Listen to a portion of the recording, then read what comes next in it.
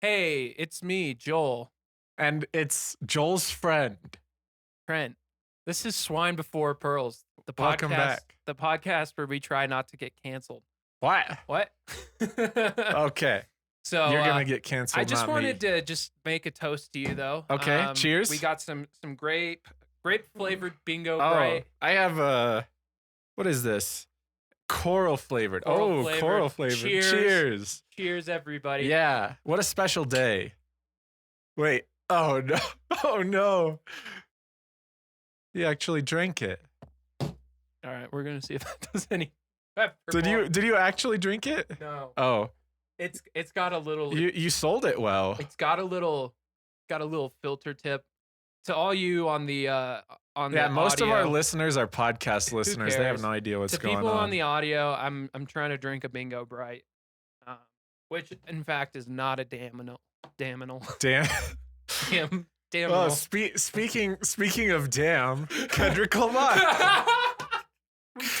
We did it. Transition. What an intro. Okay. And today we're going to be talking about To Pimp a Butterfly. To Pimp a Butterfly. All right. So, I guess first off, what was your exposure to Kendrick Lamar before before we dove into this album? I'm pretty sure my exposure to Kendrick Lamar was like all little suburban white kids, which is Mad City.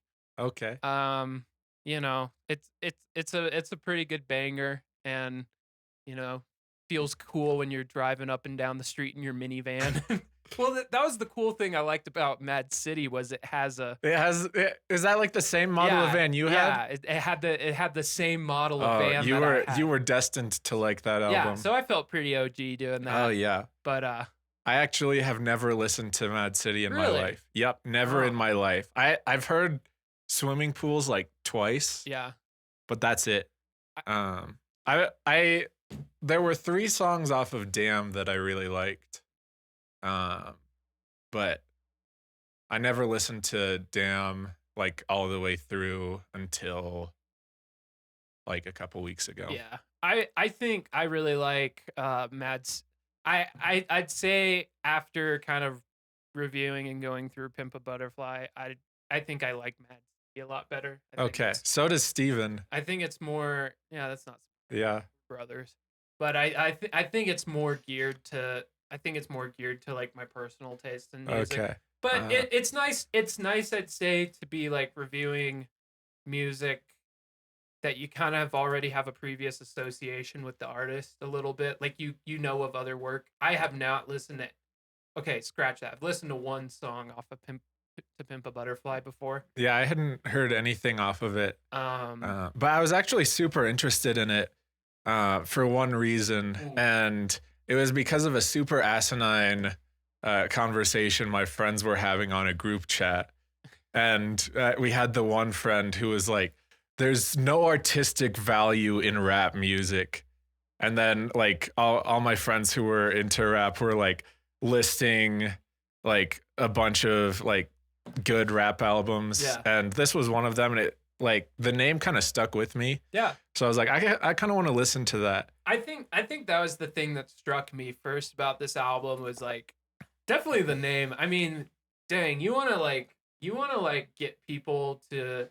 It's kind of so. I wrote this college paper, and the teacher told me write something with a eye-catching.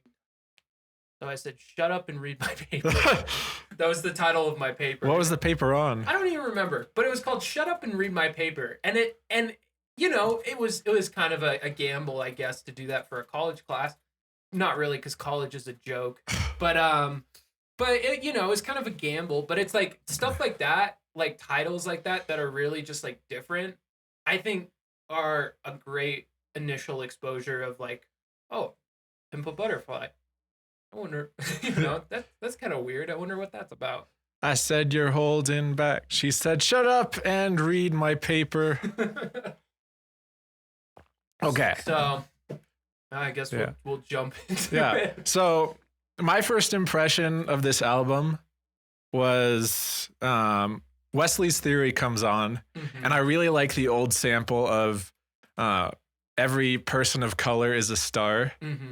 And then like it builds up and like there's this like strong beat in the background. Yeah.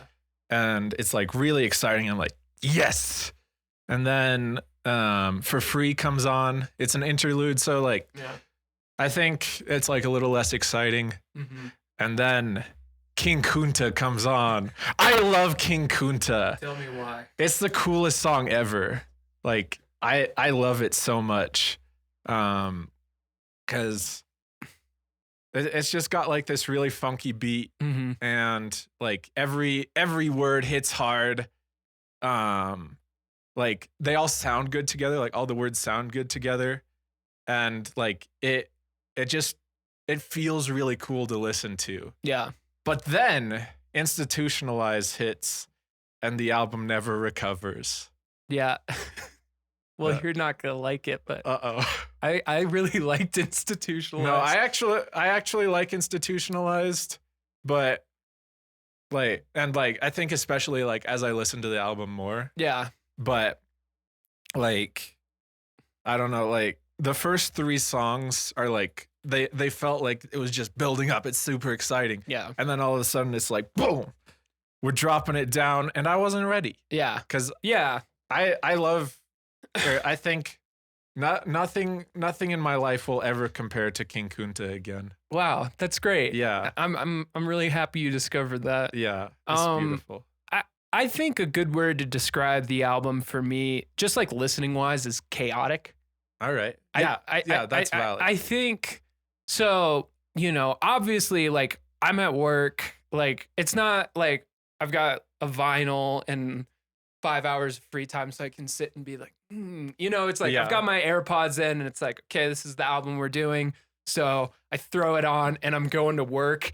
And I'm going to just say, like, while that album was going on throughout my day, it was like chaos in my head while people are trying to be like, they're like, hey, Joel, can you come and move this thing and we're going to get going on this? And I'm just hearing in my head like, and I was like, oh, this is really chaotic. Like, this is not necessarily described as easy listening, I would say. Yeah.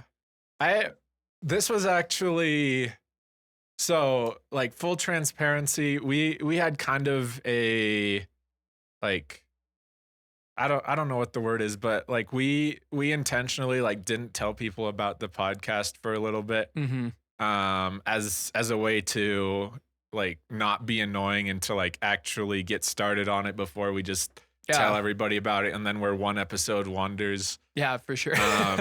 Like those other podcasts. Yeah, like those other 2 similar Swine names. podcasts. Yeah, but hit us back. My cousin, who is also my landlord, I had to go talk to her because I was like, this album is like very explicit. Yeah. And she's got like a nice family. She's got her husband. She's got her little baby.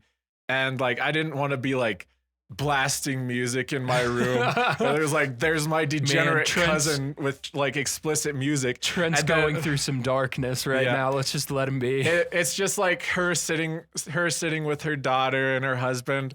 They're in their nice home. And then all of a sudden you hear, this dick ain't free. Can I just say, I was trying to have normal conversations with people while I have my AirPods in, and I'm like looking at them and it's just like, this dick ain't free. And it's just going on and on in my head. And I'm just like, I can't do this. Like, if they only knew the things that I'm listening to right now, I'm like, this is insanity. Yeah. I feel that, dude. I feel that a lot. Man, I love the chaotic energy on that song though. For Free. Yeah. ? Interlude. Yeah. Like I talked about, it was in the 3-song buildup. Yeah. But have you seen the music video for it? No. Okay, it's so funny to me because it starts off with the girl and she's like swearing him out, right? Yeah. And she's just like calling him all this stuff, and then he pops up like as basically like this horror monster chasing her around. And she's like running away from him through the corridors, and he's just popping up and rapping at her. Maybe I should have looked that up. Yeah. I would have been a little like, I would have been a little sussed out trying to find the music video for that song. I'm not gonna lie.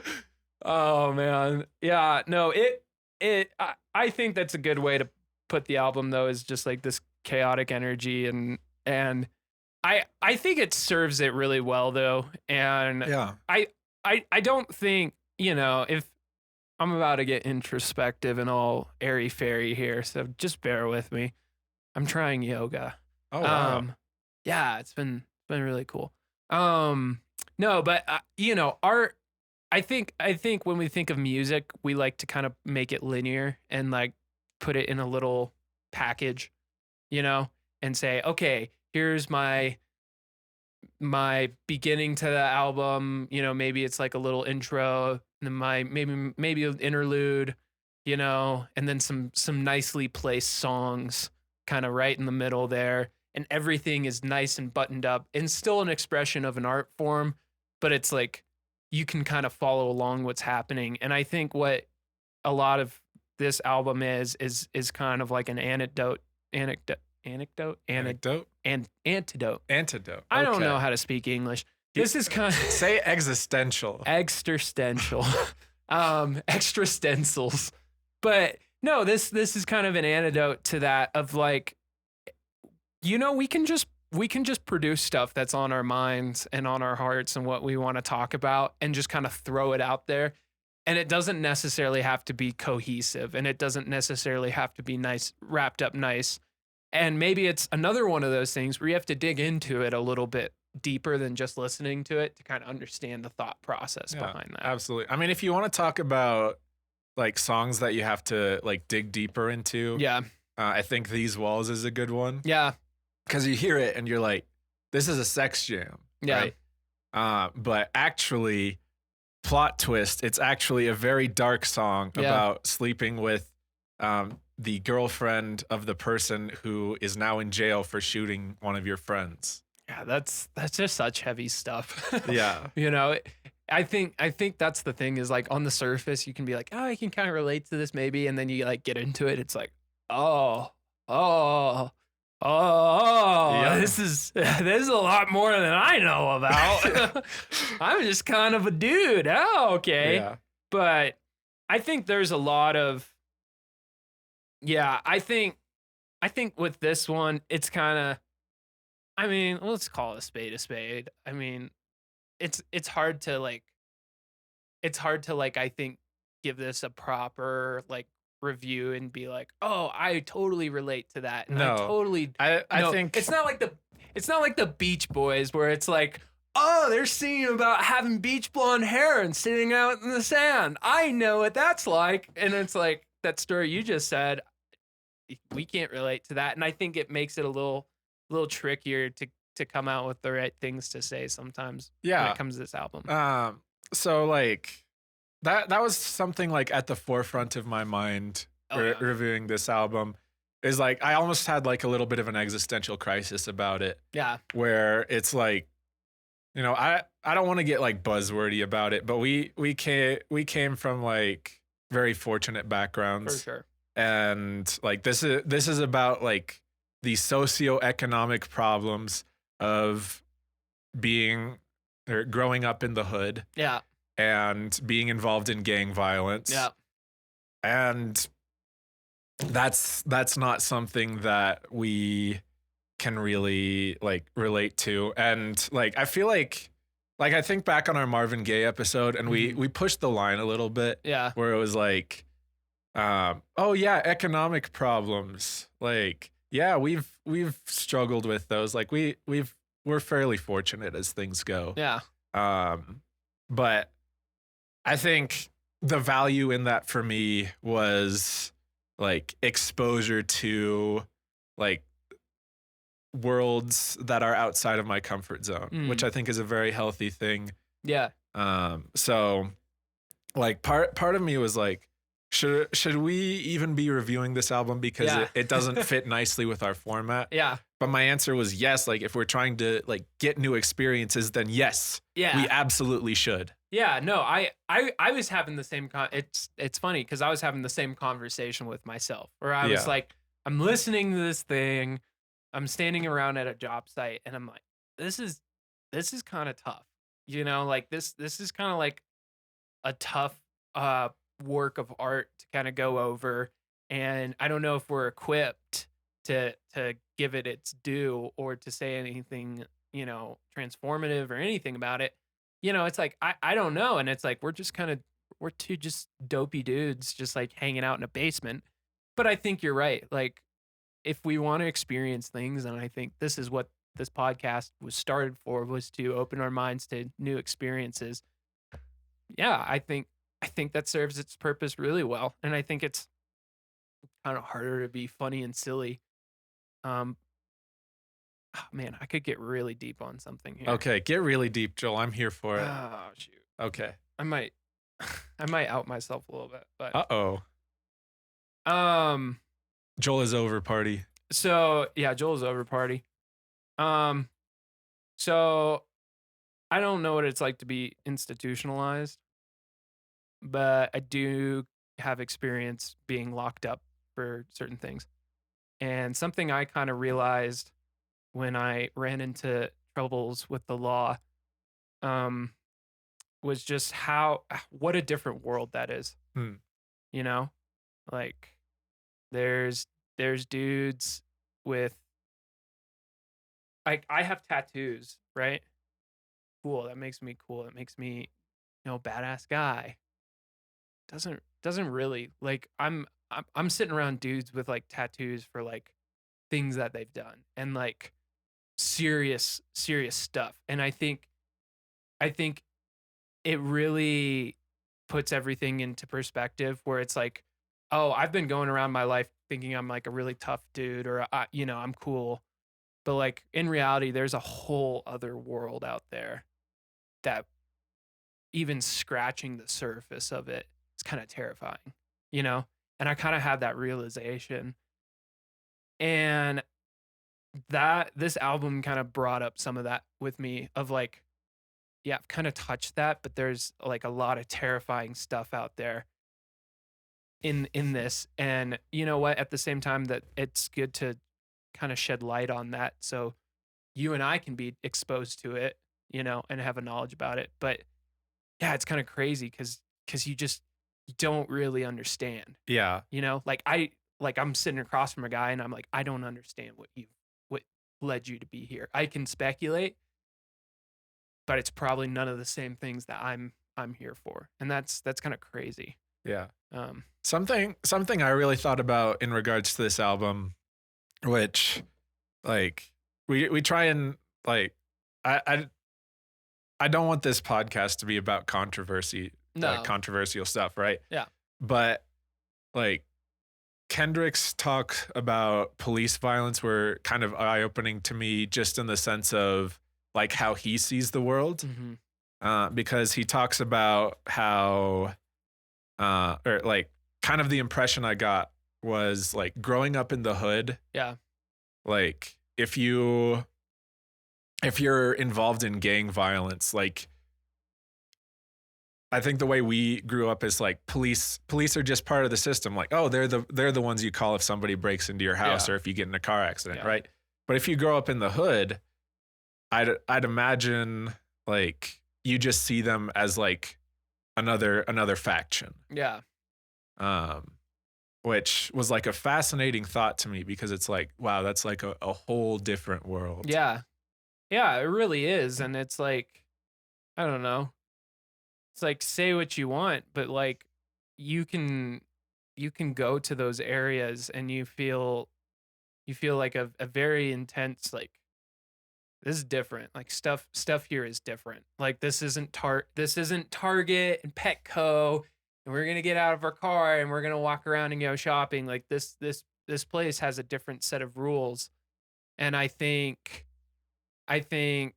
if you don't have an intense knowledge about that, it's hard to like add anything to this, Yeah. But I think a big part of this album is to educate as well. And that I kind of got that feeling a little bit from some of the stuff in there. It like wants to educate, and it wants to be like here's some of the realities that I've faced. Yeah, which I think that's very much what Kendrick is trying to do with this album. Yeah. I was actually looking, something that actually made me feel like I'm a lot more comfortable like going into this podcast was in Kendrick's album Section 80. He has a song called F Your Ethnicity. Mm-hmm. And it's about like, you know, it doesn't matter like what racial background you come from, like I have a message that I want to share with you. Yeah.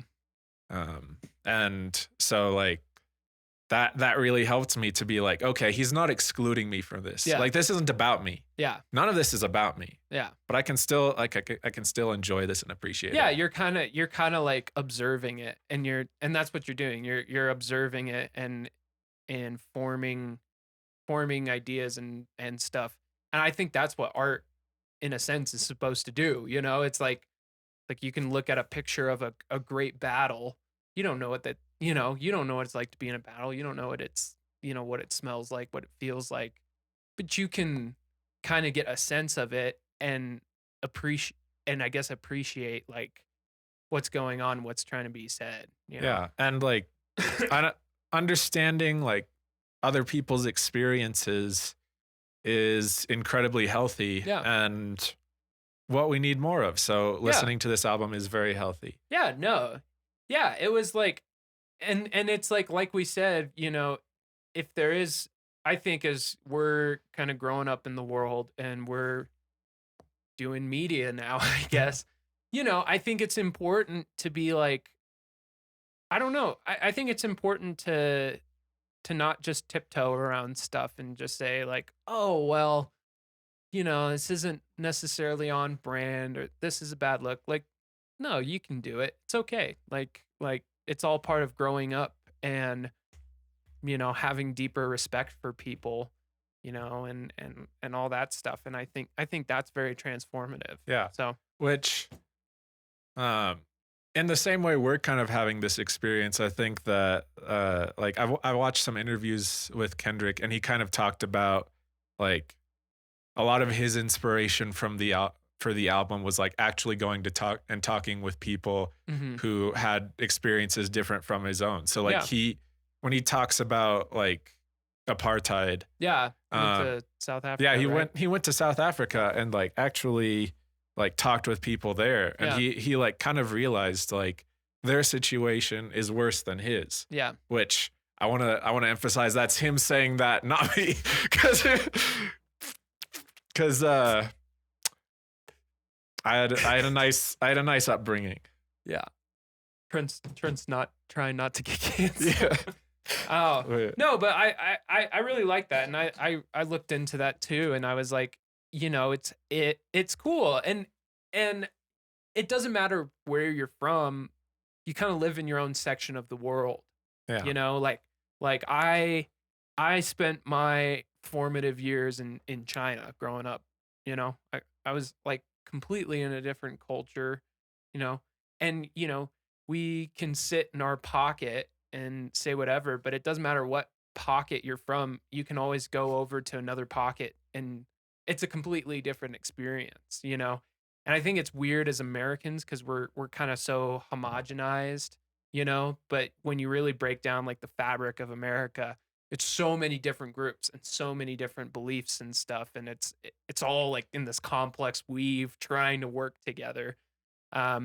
And so I really appreciated the fact that he was, while he was making this, he didn't just want to make like a rap album that was like kind of every rap album, which is just my stuff. He's like, I want to go out and see what the rest of the world is like and actually get to the meat behind like the Nelson Mandela story, which is an incredible story, and going to like the jail that he was in and like having his own like experience and connection to that. I think that's awesome. And I think stuff like that makes very good and convincing art. Yeah. Which how much a dollar really cost, I think did you ever see the inspiration for that No. song?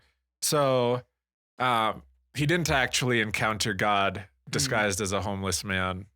Plot twist.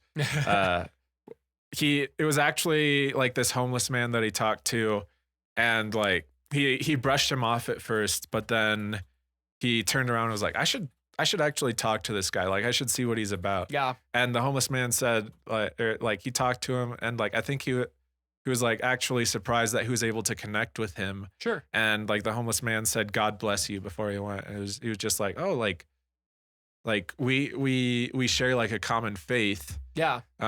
Like that's a huge deal. Which I think, on another note about how much $1 cost, can you imagine like so I guess for anyone who didn't listen to the album, like the song is basically about how like this homeless man bothers Kendrick for $1, and he's like, no, you like smell of alcohol and like you're suspicious. Yeah. And he just like keeps harassing him, and then like finally the homeless man is like, actually I'm God, like, and like the song like takes that at face value, like this is actually like Jehovah, the higher power. Yeah. He's like here, it's God. And this was like a test for Kendrick. So I'm like imagining in my head, like you get to heaven, it's like, hey God, I noticed Kendrick isn't here. Kendrick Lamar. Have you seen him? And then God's like, yeah, that guy. I actually disguised myself as a homeless man, and then he didn't give me $1, so he's not here. He's out. Sorry. He's out. Sorry, buddy. Oh man, that reminded me of, there's this song, and it's like, what if God was one of us, just a stranger on the bus? And I was just like thinking about this song, and I'm like, yeah, that's a much harder version of that song. I'm like, yeah. No, I think it does have very real roots in like religious backgrounds, like sure. In like Muslim countries, like they're super hospitable. Yeah. Because like they believe that anyone who walks through their door could be an angel. So they want to treat them with like the utmost respect. Yeah, that's totally fair. Yeah. No, it's crazy. I don't know. I think on a different note, I really like All Right. Oh yeah. I think All Right's good. It's kind of a more popular song from the album. That was one of the ones that I had heard before. So obviously it's probably not as like in depth, because I think some people they can like, the reception for songs can be varied based off of like how poppy it is, you know, and how in depth. But I do like it. Like I think it's a nice break of like it's a little bit like bit of levity where he's like, I understand the contents in this thing, and here's a nice little break. Yeah. You know? And it also like the album's like it like has a pretty like a dip in energy up until that point. So that's when like the energy starts rising again. Yeah, builds back up, and you're like, yeah. You definitely feel ready for it at that point, because it's like, whoa, here's the energy. Here like, we go. We're having we're fun back, again. Baby. Here we go. I'm almost as happy as when I was listening to King Kunta. It's your new theme song, huh? Yeah. Sometimes you just want to feel like a black man taking no losses. Oh man. Even when you are quite notably a white man who takes several losses. No. 25% Jewish. Yes, I'm a slight minority. Yeah. Now you're cool. Yeah, I'm cool, you guys. Yeah, dude. No, it was really cool. I also just kind of liked going back to like the title of the album. Oh yeah. Did you kind of do any research on why it kind of got its name? Yeah, because it started out as To Pimp a Caterpillar, right? Yeah, and it was which was supposed to be Tupac. Yeah, I like read that and I was like, oh, that's interesting. Yeah, it's kind of cheesy, but also kind of cool. I think. Which Tupac makes a surprise cameo at the end of the album. He does make a surprise. Yeah. He's still alive. Yeah, he's still alive, talking to Kendrick. Yeah, Tupac's still alive, guys, and Elvis. I met Elvis one time. Oh, really? Elvis is a homeless guy in LA. Oh, good. He asked for $1 and I said no. Then he said, I'm God. Hey, by the way. I mean, if you asked a lot of women in the 1950s, they would tell you that Elvis is, in fact, God. Even though I just found out Elvis never toured outside of America. Oh, really? That's crazy. Huh. No, he went to Canada. That's a lie. Oh, wow. Incredible. Good job, Elvis. You're reaching diverse audiences. Yeah, I thought he was bigger than he was, but yeah, he's not King Kunta. So yeah, that's true. all right. So we were talking about the. Sorry, I went off on a tangent. Okay, I'll bring us back on track on the album. Real talk. Yeah. I was thinking about it, like as far as albums I've listened to. Yeah. In terms of the entire album, how it like draws together, I think this album has more artistic merit than any album I've listened to. Like that's fair. Pet Sounds, like I really liked all the instrumentation on it. Yeah, I loved it's everything like about it. technically good. Yeah. Yeah. But like it's not as cohesive of an album. Yeah. Where To Pimp a Butterfly, like I'm just in love with the fact that there's a poem that runs throughout the whole album. Yeah. And so basically the poem is read out in little bits, and every time it gets read out, there's more and more added, and each bit that gets added like relates to the next song. And that's a really cool way to tie up the album. And like each song in the album feels like individually valid. That's not the right word. But you get the idea. Yeah. But the poem kind of ties the songs together. Yeah. And makes it a cohesive narrative. Yeah. And there's so many good stories within the album too. Yeah, there really is. And yeah, I think I'm kind of a baby when it comes to listening to albums. I think I'm more of like I'm a mature album listener. Chad album listener, version single listener. But I agree though. I think music makes us feel things, and I think we've really categorized music for, is it good? Is it bad? Does it make me feel good when I listen to it? Am I going like this?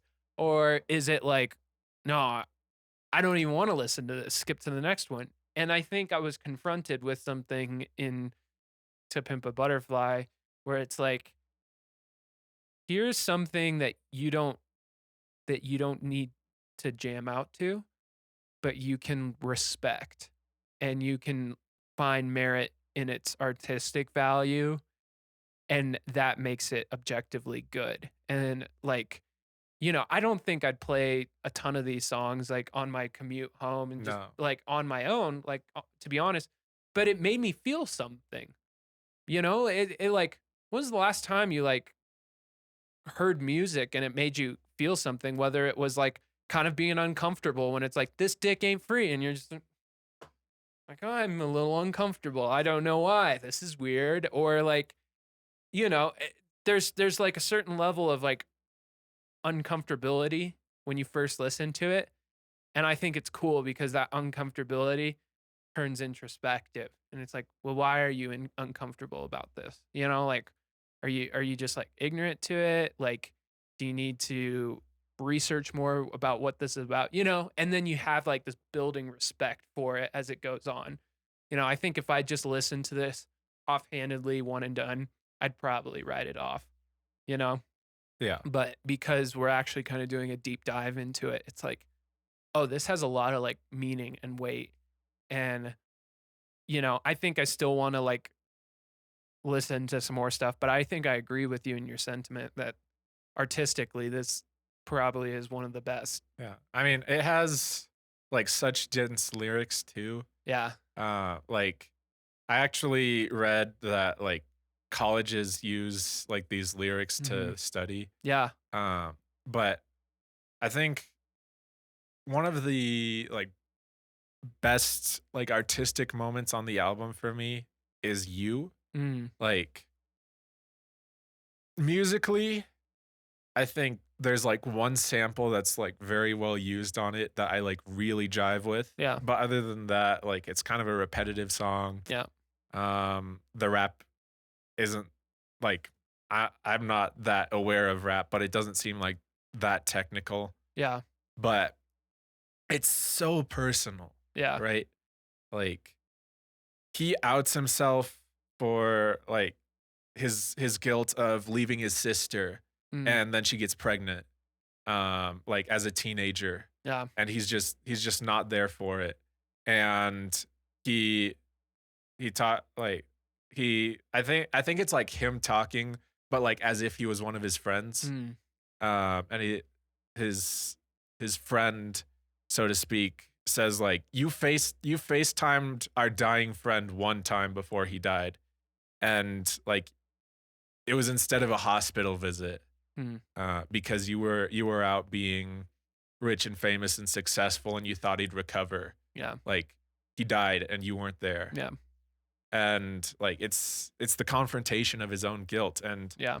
like that's so cathartic. Yeah, it really is cathartic. And I think some of this album is like therapeutic in a way. Yeah. It's like, wow, you really get to see this guy's soul on display. And I feel like we miss that in music sometimes, where it's like we don't always get to see people just like bare themselves completely and be like, here's everything, you know. Which I think is crazy. And yeah. But I was gonna say something. Completely forgot what it was. Oh, good. This is how you know this is the high quality production entertainment that you expect from Swine before. We threw out our notes like second episode. Yeah, we just did. like, yeah, we'll just figure it out. It's cool though that we kind of like had a lot of the same feelings coming into this thing, and like I was honestly like, I was like, Trent's gonna listen to this thing and like he's gonna be like, okay, I've got complete understanding of this. I know what this is all about, and I'm gonna be like, I'm a little timid because I think I'm a little bit out of my class here to speak on this properly. But I think, you know, I think we got what we could get out of it, which is absolutely. really sweet. Yeah, I mean, this is really what art is all about, right? Yeah. Because like I think there's art that pacifies you. Like I'm hyped Like to see Lizzo. Spider-Man. Yeah. Right? Lizzo pacifies Or Lizzo. me. Yeah. Lizzo pacifies Joel.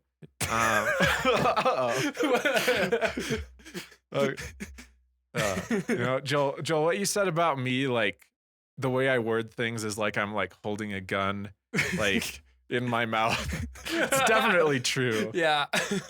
But that's what's fun. Yeah. No, dude. Yeah. But this is like meat and bones of art. This is like the good stuff. The stuff that makes you think. This is meat and potatoes, and like I think you know, it's like screw it. You can probably listen to a bunch of our other podcasts talking about happy stuff. Like, yeah, it's cool to go deep on this one and like really get into it. And I think we both kind of got something out of this to kind of carry on with us. And I'd say I'm a better person for it. Yeah. You know? And the thing I'm better for is King Kunta. Yeah. You definitely are. I'm gonna get you a King Kunta shirt or something. It just has the words on it. I do have to say though, like, holy crap, rap as a musical form to like discern stuff, man, it's so much. There's so many words. It's so easy. Dense. It's so dense. Like, it's so easy to just find a song, and it's like there are 4 lines in this song, and then a chorus, and then 4 more lines, and then 2 more choruses. That's all you have to pay attention to. And it's deep dive on these 6 lyrics. It's like, here's 1,000 different words that rhyme together and convey an 8-minute story. Deal with that one, bucko, your little cute little podcast. You think you're gonna unravel this one, huh?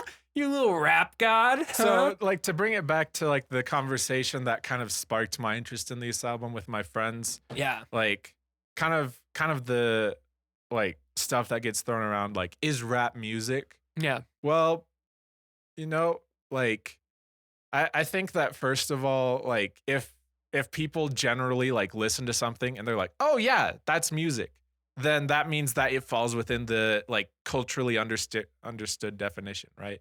But if it's not music, that's actually like super cool. Like there's a new form of art that people just like came up with, and it's not music apparently, but it sounds a lot like it, and it's super dense, and you can feel a lot of information in it. Yeah. And that, like, I have so much respect for rap as an art form. Yeah.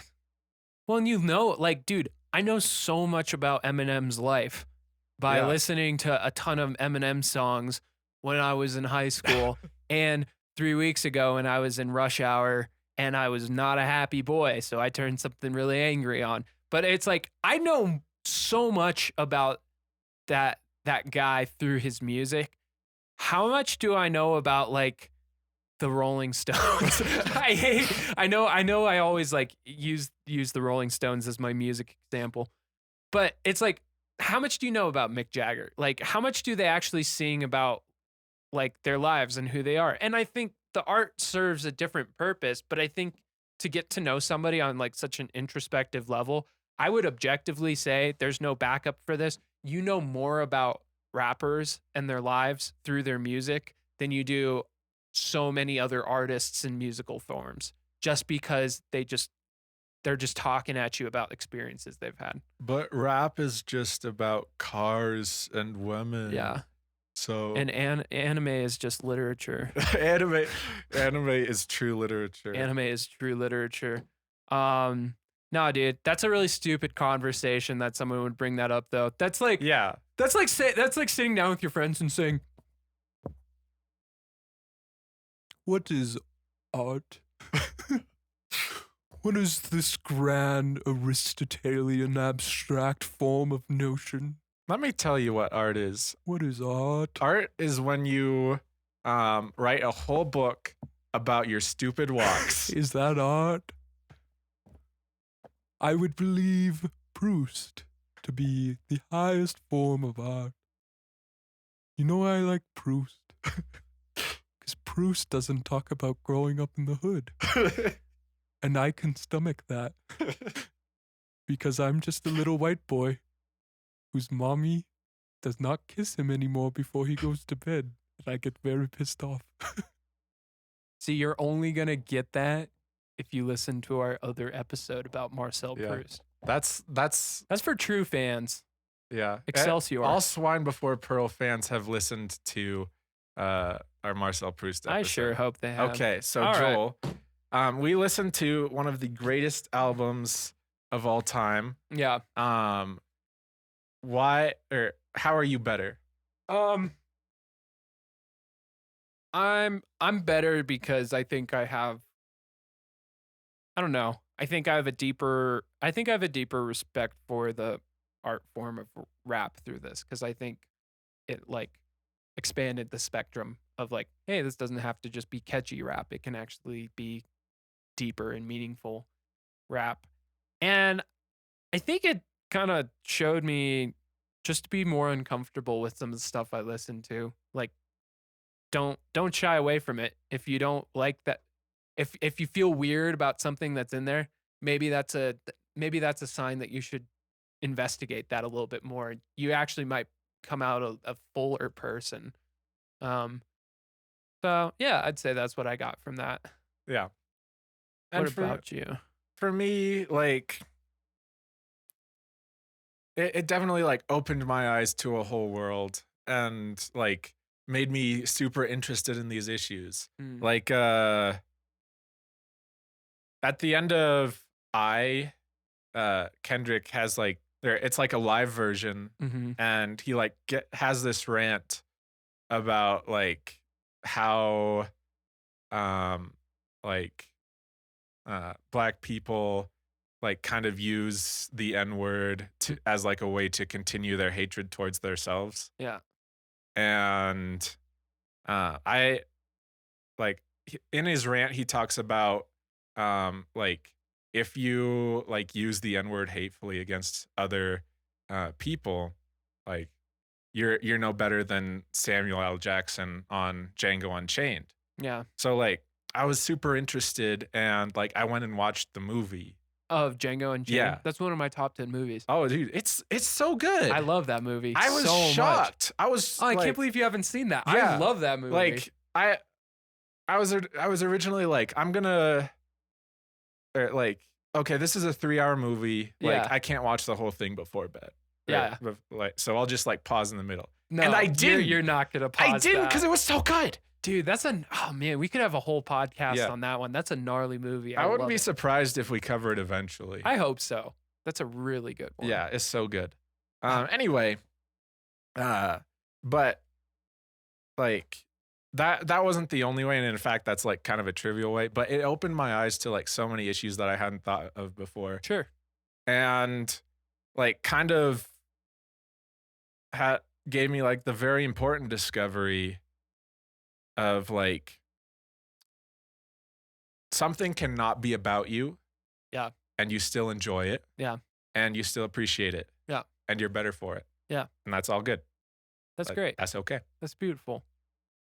The heck of a way to sum that up. Yeah. That's really sweet. All right. So, density scale 10. 10. Yeah. Yep. Big old birthday cake. Huge birthday cake. All Hard right. to get so into. let's talk about what's coming up.